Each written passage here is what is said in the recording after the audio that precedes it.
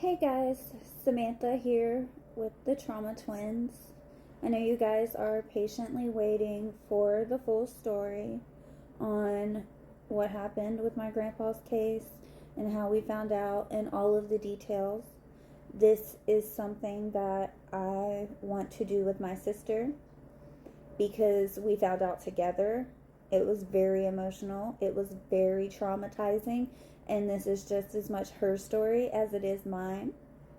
However, today I will give you guys the story of his funeral. A little backstory: he died, his funeral took place before any of us knew what had really happened. And we should have known the day of the funeral. So first, none of his great-grandchildren were allowed at the funeral because it was at his house, and his wife was on house arrest and not allowed to be around children. That should have been our hint, huh? But like we have said, up until this point, our mom would not give us any details of the case. She told us that he was arrested because of some bullshit. She said that the FBI raided his house because he was accused of money laundering and having dead bodies buried on the ground. She said they dug up his yard and held him and his wife both at gunpoint. So up until the information on the case, like all the evidence, which is the pictures that I posted, became public record, we had no clue because our mom wouldn't tell us anything. And I do want to backtrack a little bit and mention that I was having some serious health issues. I've always had health issues, but around the time that he died, I was having serious health issues. I had a cancer scare. When I told my mother about this, her response was, I need to take life insurance out on you so I don't have to worry about paying for your funeral. So fast forward to a couple of days before the funeral. I still think my papa's innocent. I still think the world of him. I'm like, this man taught me how to shoot a gun. He taught me to protect myself. He loved us. Blah, blah, blah.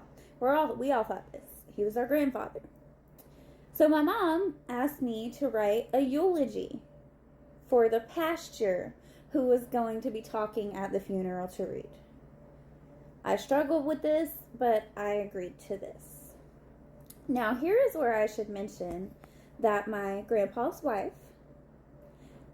widow, the woman currently on house arrest for making videos of her granddaughter,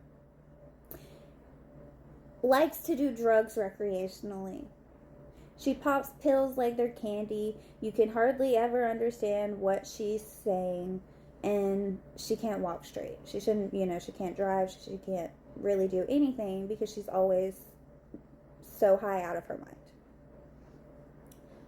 So imagine my surprise when this woman steps up to the little podium thing they had, because they had the funeral outside, and starts reading the eulogy that I wrote about my grandfather, again, who I still thought was innocent, didn't know what he did.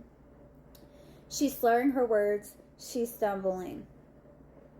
I'm furious. I'm pissed. I'm furious. I let her finish. And then I stand up and I call her a gold-digging crack whore and start screaming at her.